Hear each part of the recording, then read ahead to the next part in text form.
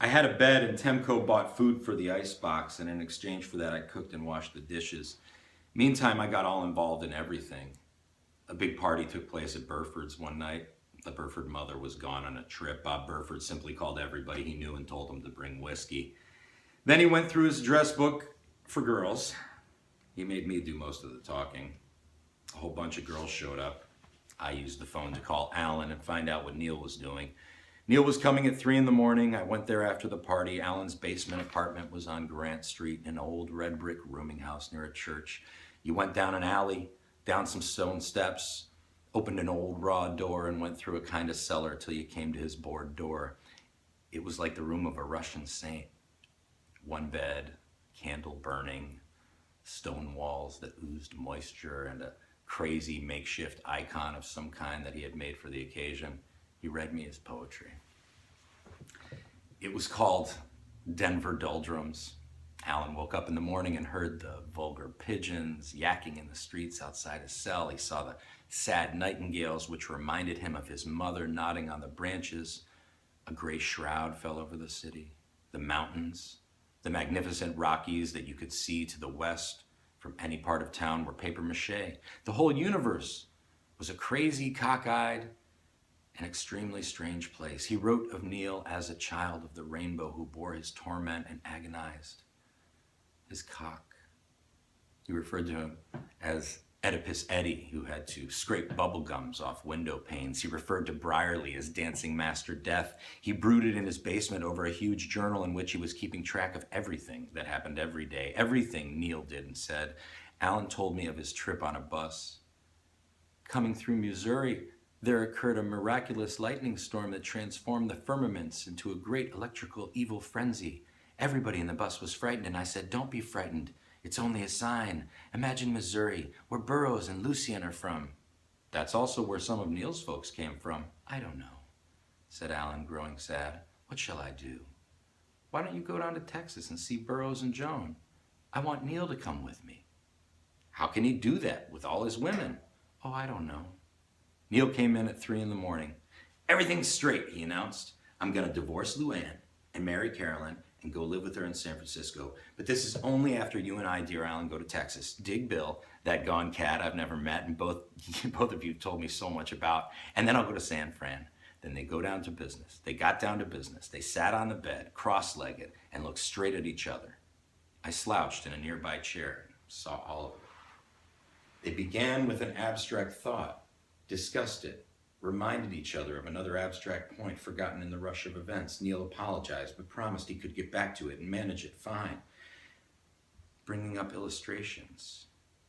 "And just as we were crossing the Wazee, I wanted to tell you about how I felt your frenzy with the midgets.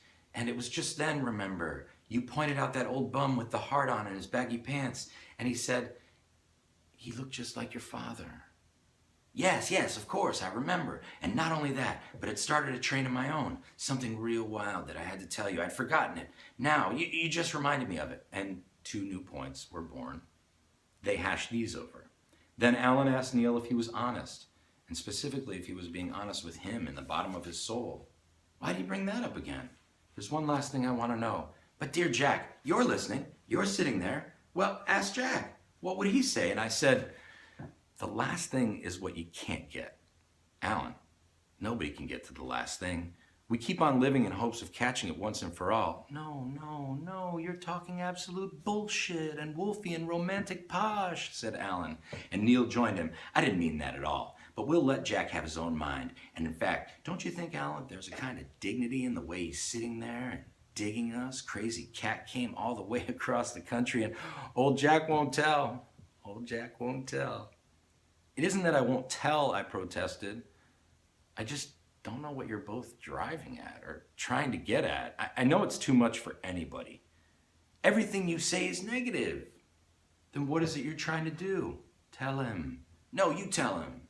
"There's nothing to tell." I laughed. I had on Alan's hat. I put it down over my eyes. "I want to sleep," I said. "Poor Jack always wants to sleep." I kept quiet. They started in again. "When you borrowed that nickel to make up the check for the chicken fried steaks." "No, man, the chili, remember? The Texas Star." I was mixing it with Tuesday. When you borrowed that nickel, you said, now listen, you said, Alan, this is the last time I'll impose on you. As if really you meant that I had agreed with you about no more imposing. No, no, no, I didn't mean that. If you harken back now, you will, my dear fellow, to the night Luann was crying in the room, and when turning to you and indicating by my extra added sincerity of tone, we both knew it was contrived, but had its intention. That is, by my play acting, I showed that. But wait, that is, isn't it? Of course, that isn't it, because you forget that, and on into the night, they talk like this. At dawn, I looked up. They were trying up the last of the morning's matters. When I said to you that I had to sleep because of Luann, that is, seeing her this morning at 10, I didn't bring my peremptory tone to bear in regards to what you just said about the unnecessariness of sleep, but only in mind because of the fact that I absolutely, simply, purely, and without any whatevers have to sleep now. I mean, man, my eyes are closing. They're red hot, sore, tired, beat. Ah, child, said Alan, we'll just have to sleep now. Let's stop the machine. You can't stop the machine. You can't stop the machine, yelled Alan at the top of his voice. The first bird sang. Now, when I raise my hand, said Neil, we'll stop talking. We'll both understand, purely and without any hassle, that we are simply stopping talking, and we'll just sleep. You can't stop the machine like that. Stop the machine, I said.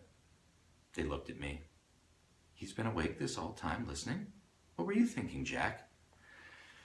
I told them that I was thinking that they were very amazing maniacs, and that I had spent the whole night listening to them, like a man watching the mechanism of a watch that reached clear to the top of Berthoud Pass and yet was made with the smallest works of the most delicate watch in the world. They smiled. I pointed my finger at them and said, if you keep this up, you'll both go crazy, but let me know what happens as you go along. We also talked about the possibility of their coming to Frisco with me. I walked out, took a trolley to my apartment, and Allen Ginsberg's papier-mâché mountains grew red as the great sun rose from the eastern plains. In the afternoon, I was involved in that trek to the mountains and didn't get to see Neil or Alan for 5 days. Beverly Burford had use of her employer's car for the weekend, and we brought suits and hung them on the windows and took off for Central City. Bob Burford driving, Ed White lounging in the back, and Beverly up front. It was my first view of the interior of the Rockies. Central City is an old mining town that was once called the richest square mile in the world, where a veritable shelf of silver had been found by the old buzzards who roamed the hills. They grew wealthy overnight and had a beautiful little opera house built in the midst of their steep shacks on the slope. Lillian Russell had come there, opera stars from Europe. Then Central City became a ghost town, till the energetic Chamber of Commerce types from the New West decided to revive the place. They polished up the old opera house, and every summer, stars from the Metropolitan Opera came out. They performed. It was a big vacation for everybody. Tourists came from everywhere, even Hollywood stars. We drove up the mountain and found the narrow streets chock full of Chi-Chi tourists. I thought of Temco's Sam, and Temco was right. Temco himself was there on his big social smile to everybody and oohing and eyeing most sincerely over everything. Jack, he cried, clutching my arm. Just look at this old town. This is how it was 100. What the hell, only 80. 60 years ago, they had an opera. Yeah, I said, imitating one of his characters. But they're here. The bastards, he cursed. But he rushed off to enjoy himself. Jean White on his arm. Beverly Burford was an enterprising blonde. She knew of an old miner's house at the edge of town that we boys could sleep in for the weekend. All we had to do was clean it out. We could also throw vast parties in there. It was an old shack of a thing, covered with an inch of dust inside. It even had a porch and a well in the back. Ed White and Bob Burford rolled up their sleeves and started in cleaning it. A major job that took them all afternoon and part of the night, but they had a bucket of beer bottles and everything was fine. As for me, I was scheduled to be a guest at the opera. Justin Brierley had arranged it and escorted Bev on my arm.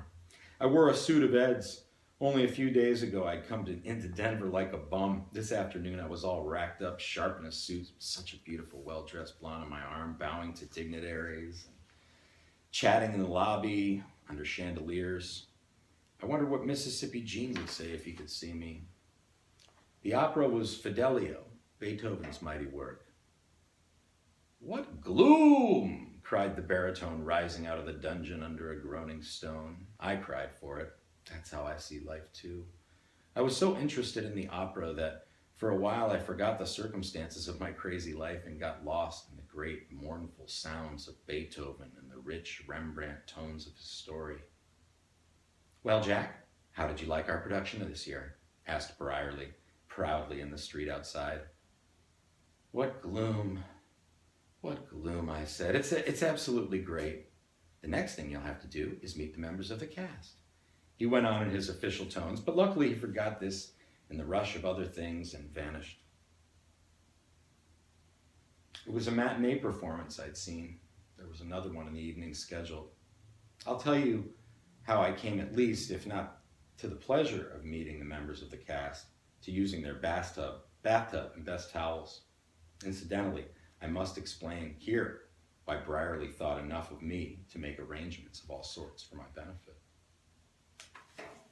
Hal Chase and Ed White were his most highly regarded charges. They'd been to college with me. We'd roamed New York together and talked.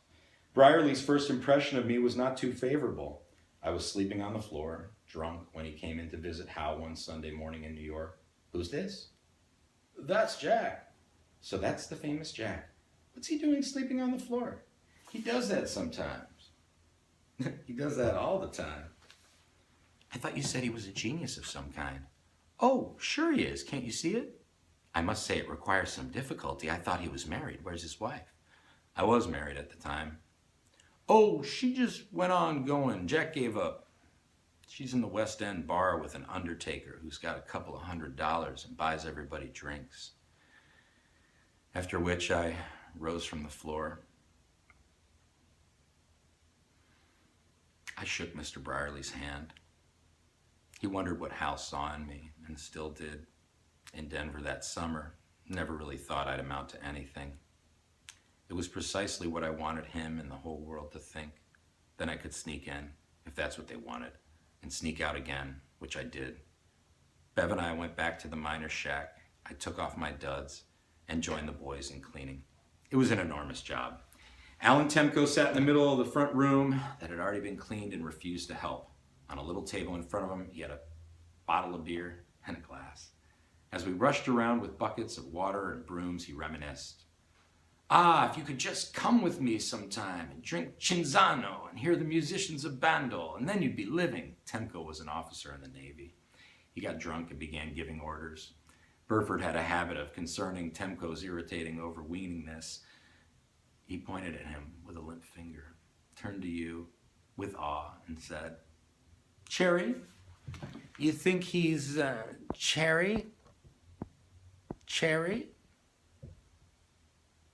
Temko paid no attention.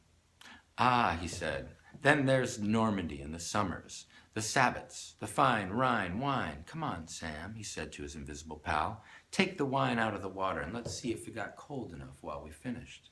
Straight out of Hemingway it was. We called the girls that went by in the street. "Come on, help us clean up the joint. Everybody's invited to our party tonight." They joined in. We had a huge crew working for us. Finally, the singers in the opera chorus, mostly young kids, came over and pitched in. The sun went down. Our day's work over, Ed, Burford, and I decided to sharp up for the big night. We went across town to the rooming house where the opera stars were living, also Brierly. From across the night, we heard the beginning of the evening performance.